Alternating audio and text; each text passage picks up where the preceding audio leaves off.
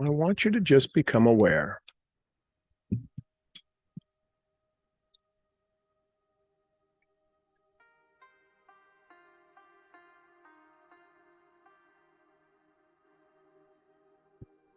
I want you to think about some things.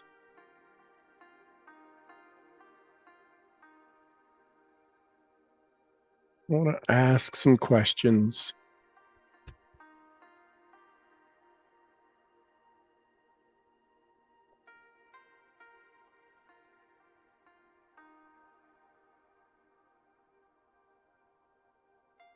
And I just want you to have some thoughts in your head. You can do this open eye. It's not really a meditation, but I want you to focus.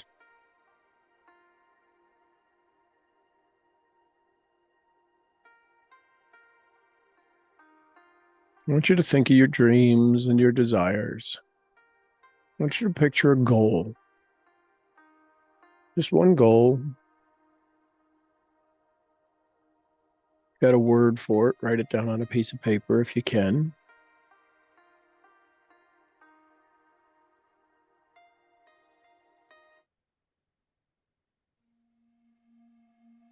And just, I want you to think about this goal for just a moment. I want to see if I can help you change the way you look at it.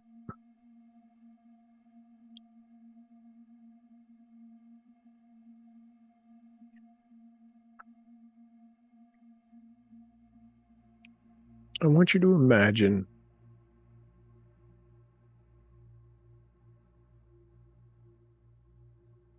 expressing, describing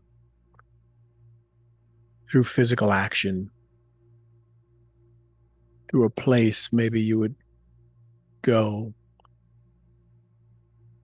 I want you to picture imagining the idea of teaching this goal, what it means to you, what it means to you, teaching it to a dog or a cat or any animal.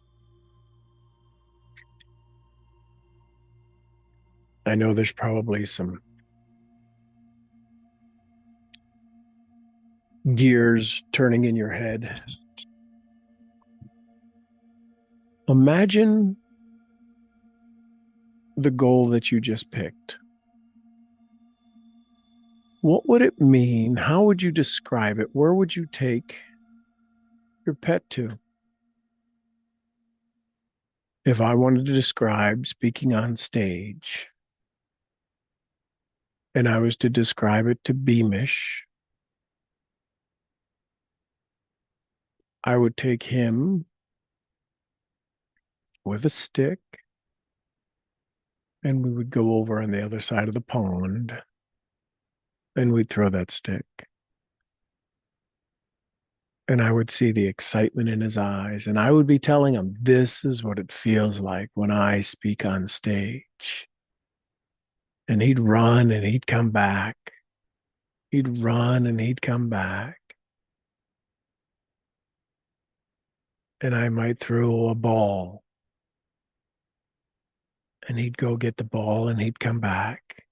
And the excitement and the happiness of him bringing me the ball would probably be the best way for me to explain to him what it's like for me to speak on stage. The reason I want you to practice this, begin this exercise, is because the part of your brain that needs understanding, the part of your brain that needs to comprehend this goal doesn't have sticky notes and affirmations. It has no words, the mammalian brain. Do you know why sometimes we struggle? The reason we struggle is that that part of our brain has been around for a lot longer than the rest of our brain.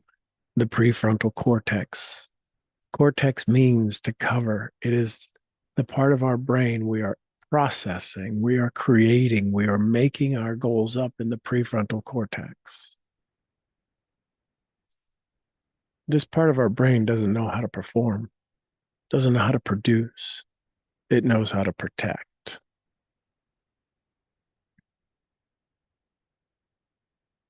It follows the instructions given by our subconscious, given by our unconscious. It's why we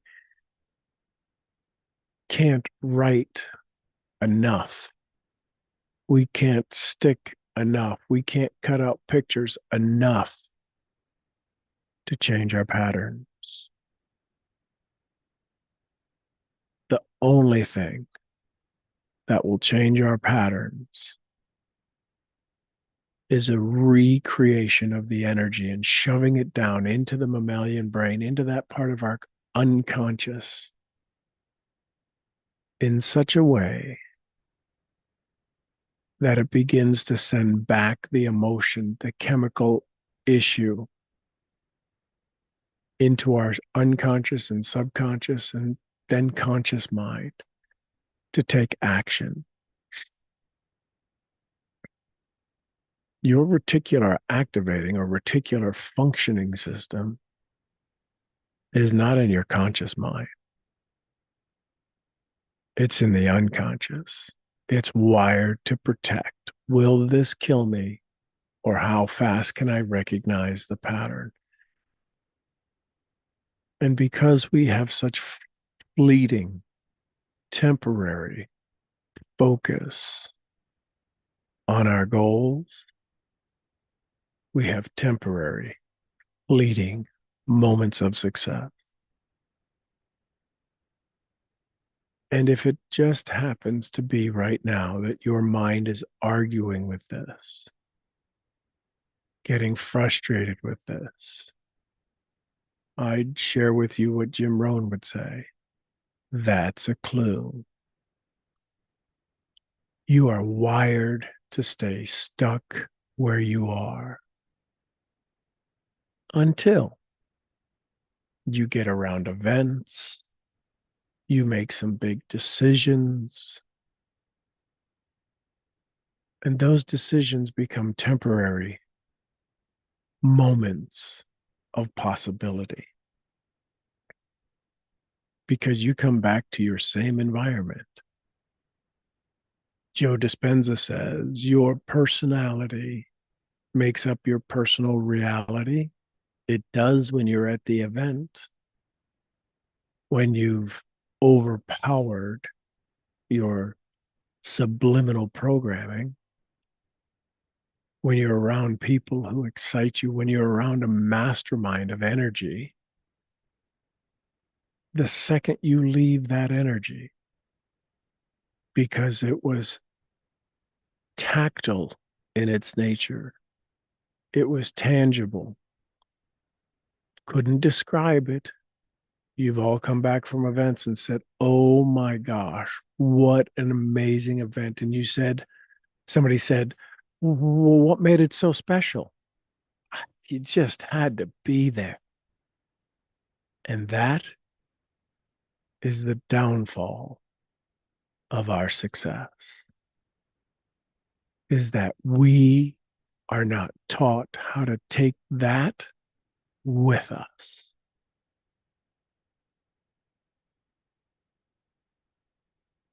It's as simple as picking up the stick and taking the stick with you and throwing it when you want to throw it and watch Beamish run and get excited.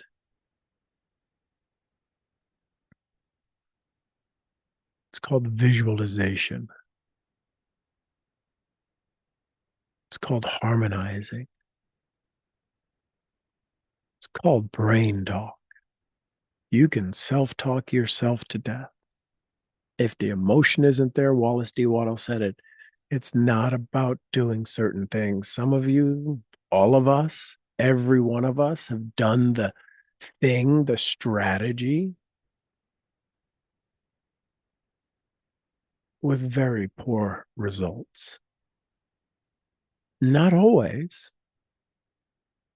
Do you know when we use strategy, we do the same thing and it works? We do the thing and it works. Tell me, when did you last do the thing and it worked? You are wildly emotional, stressed out, overjoyed. You weren't the same person.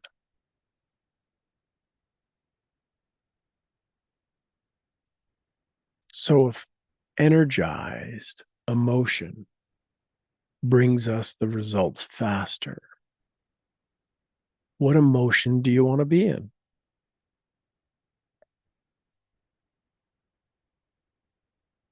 And then we use the absolute lie.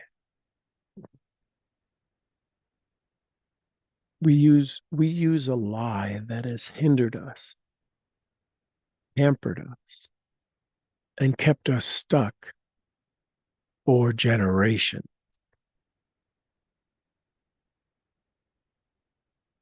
We use the lie that other people said who we are. We've let our identity be manipulated by what others told us we could do, we can't do. Oh, we can say we want to do this. Those are just words. Literally, those are just words. If they don't have a passion to them, an emotion to them, there's no way they can overpower the part of our brain that has no words. It's like talking to somebody who doesn't speak our language. You are not speaking the language of success, period. That's not me being mean. That's looking at the current results.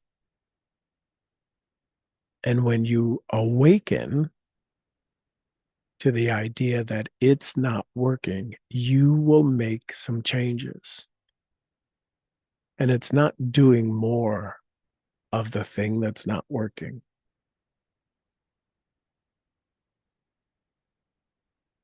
It's about making a decision. Because I can promise you,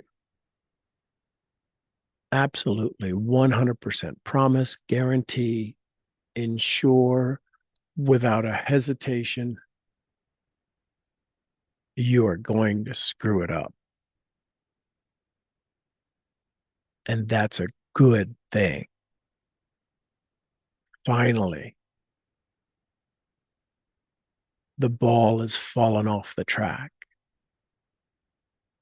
And now you get to be aware for maybe the first time in your life of the absolute and complete control over your thoughts that you can have.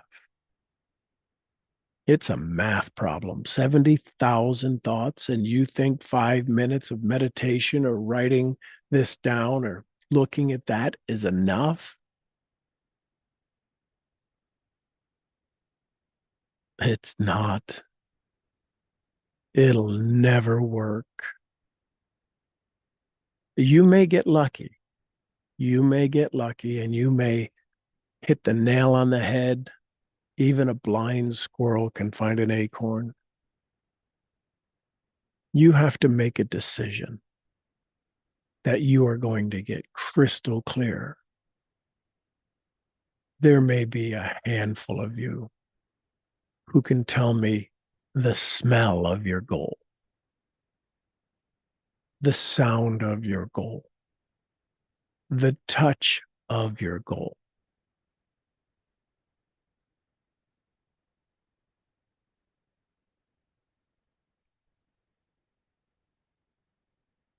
But 100% of you can tell me the words of your goal.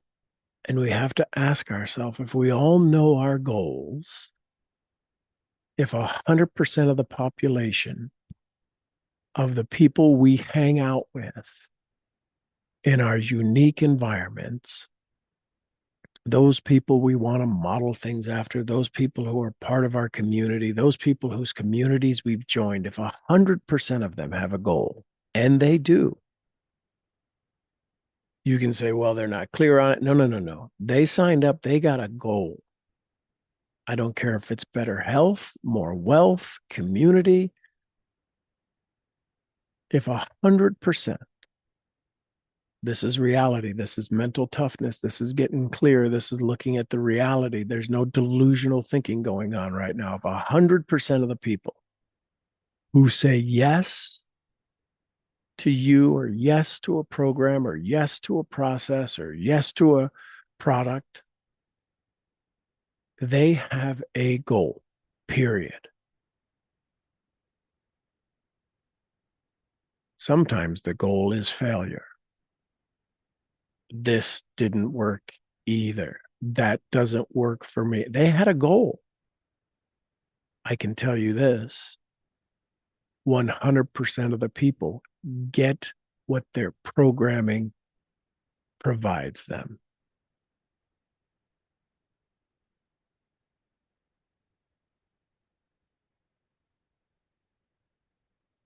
So, what do you do to shift that?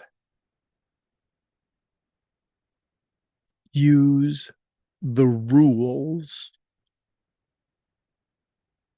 for success. That's it.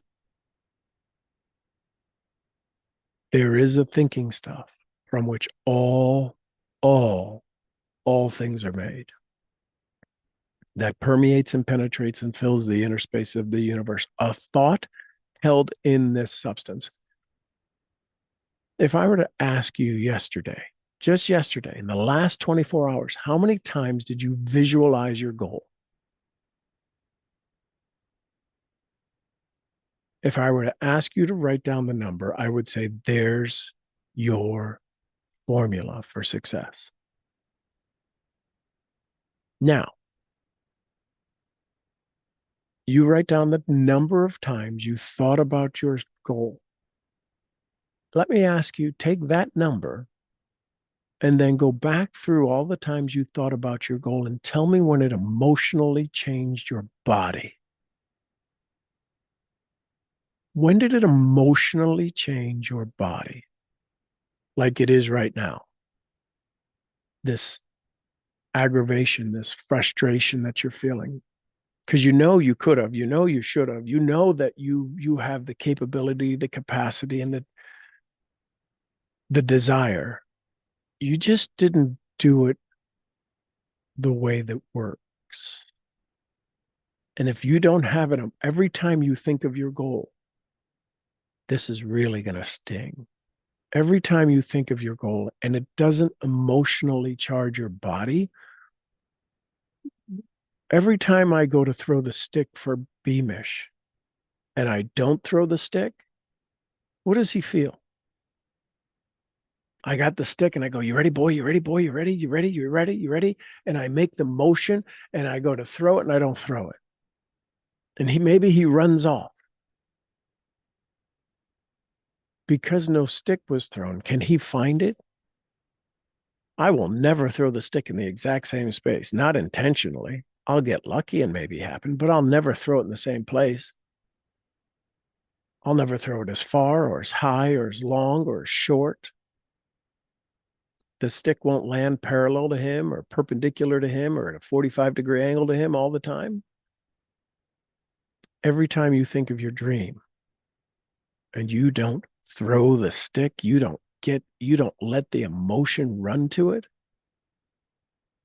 What do you think your brain is saying? What do you think your brain is saying about every time you've thought of a goal or a dream or a want, you didn't tie the emotion to it? Your brain literally says, this isn't important.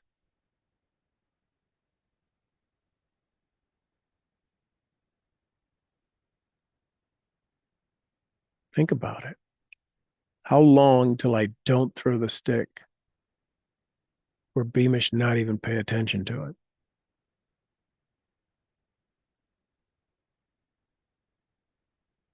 We keep working on the outside. We keep making sure the stick is good. We keep making sure that the stick is the right length. And we keep making sure that the bark is on it or that it's smooth enough so he doesn't hurt his teeth or hurt his tongue when he bites it. We want to make sure the dirt is off of the stick. We got the best looking sticks, but we don't have anybody to go get it.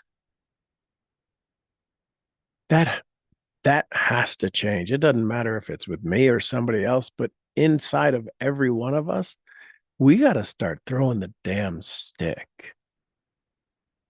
And we have to be consistent with it. I can promise you, Beamish has trained me.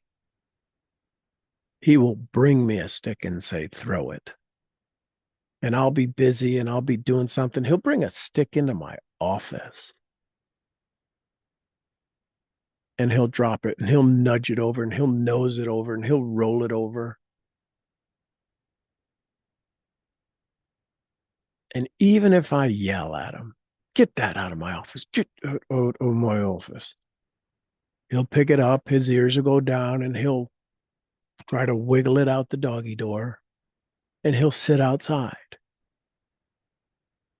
What if your dream was so powerful that there'll be moments you'll tell it, get the hell out of my face? I'm busy doing something. I have an emergency I have to work on called life. Is your dream wired enough, love you enough to say, I'm here? You can yell at me all you want. I know you love me. I know you want me. I know I'm supposed to be here.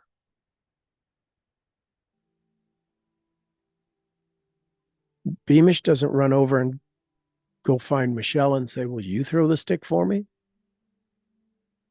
Mason could walk right by and get down and pet him and everything else. And Beamish will take the pets and love it and everything else, but he will hold on to that stick and he will wait for me to throw that stick. Your dream is waiting for you to throw the stick. There's no words. It's not an affirmation. It's not another sticky note. It's not another whatever. You have to get singularly focused. But I have so many things to do, then it's not the right goal, period. Let me say that again. If you think you have 4 or 5 goals, you do not. That is a delusional statement. I want better health. I want better wealth. Then make your dream bigger. Make your words more encompassing. Make them more powerful. I choose life. I choose love. If you think you have 7 or 8 goals or 10 goals or 20 goals or 50 things you want to accomplish, you are delusional. You have one thing to do. And when you find that, when you decide that's the filter, your definite major purpose, all of the other goals and tasks and dreams and wants fall in line.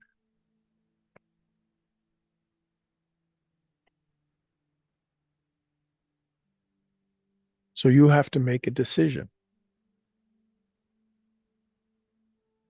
You have to decide you're going to throw the stick. Some of us are afraid to throw the stick. What if the stick doesn't come back? Then it wasn't the right dream. It wasn't the right goal. It's not the right emotion.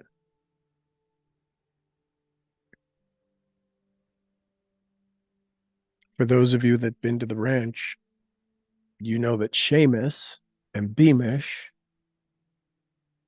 are peas of a pod when it comes to sticks. And Seamus always steals Beamish's stick until Beamish has had enough. Then he won't give up the stick.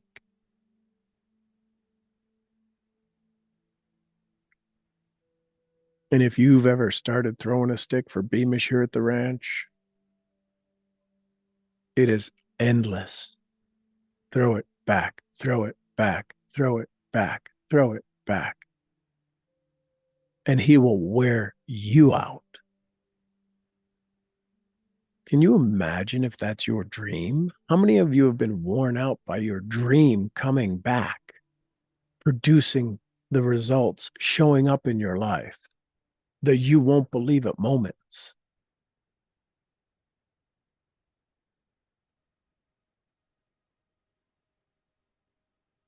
The challenge is few people are capable of teaching you to throw the stick.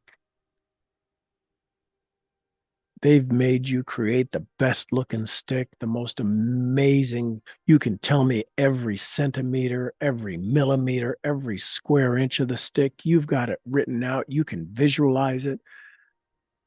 But for some reason, nobody has told you throw the damn stick.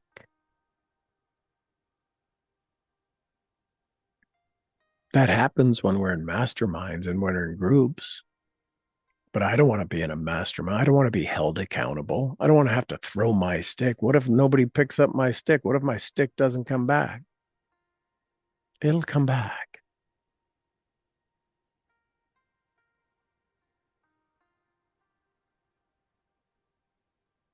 It'll come back.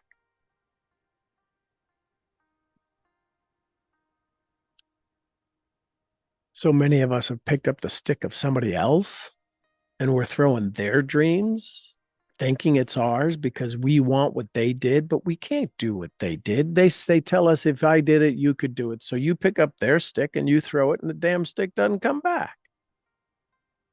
It was never your stick to throw. You got to throw your stick. You got to get the emotion flowing in your body because your subconscious, you could talk yourself to death. It'll never click in. It'll never activate the reticular activating, the reticular functioning system, formation system. We say the reticular activating system activates the thing for you to look at. If we really understand the brain, the reticular activating system forms the thing you need to see.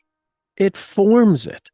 It forces the body to produce the chemicals that you become consciously aware of to pay attention to it. If the law of the universe works the way we understand it, law of attraction, you activate the reticular activating system is literally forming in the universe, forming in the ether, forming in the unseen, the thing you need to see.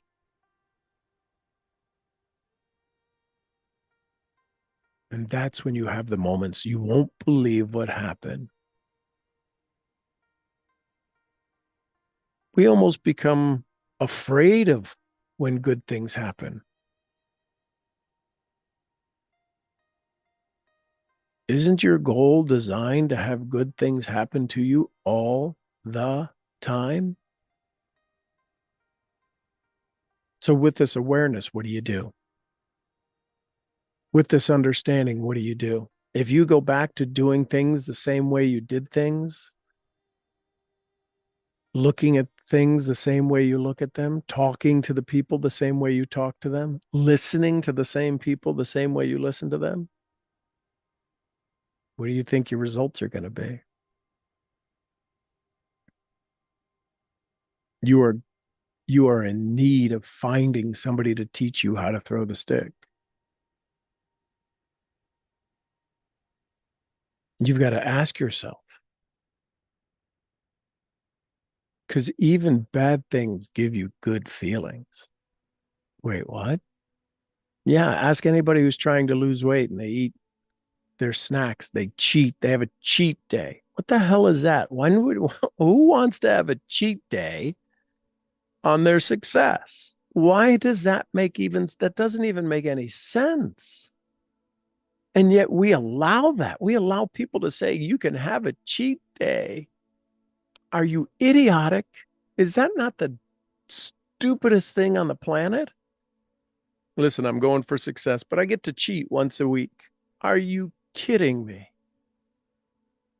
Seriously? You're going to stop loving your kids once a day, once a week? No, I can't even turn that off. That is throwing your stick. We have an open relationship. That ain't an open relationship. That's not following the rules of humanity. Sorry. So decide when, what, who, and how often are you going to throw your stick? And if you have trouble with that or challenges with that,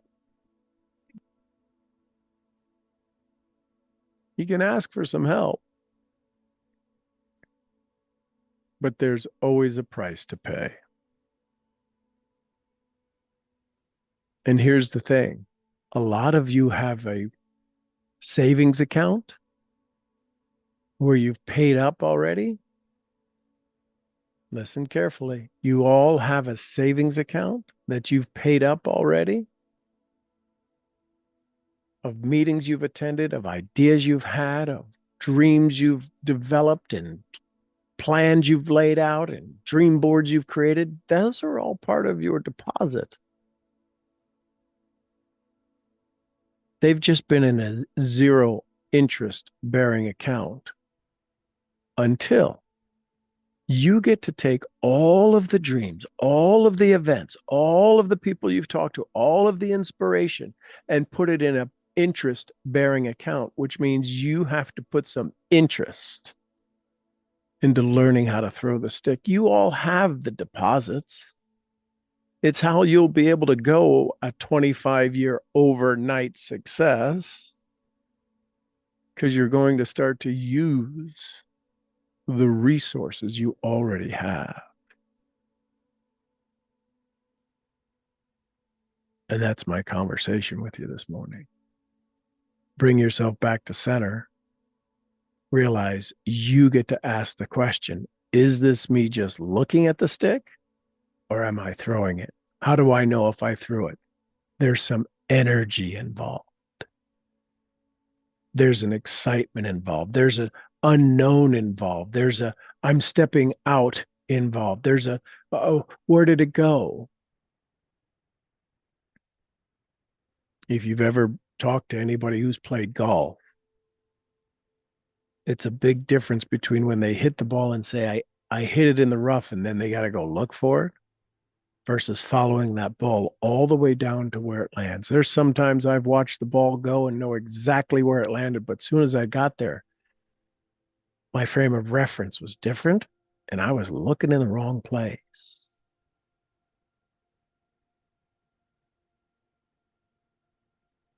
The DIY method, it works for some. The mentor method works all the time, 100% of the time, 100% of the time, when it's a true mentor. Those are the people that help you do things you didn't know you could do. And if you're not having conversations and being pushed to do things you didn't know you could do, sorry, it's not a mentor. It's a good coach. You have to decide. Do I need more information, or do I need results?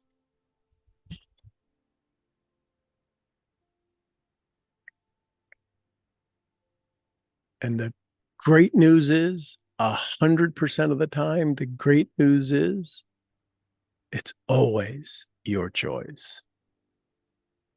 Always, always, always.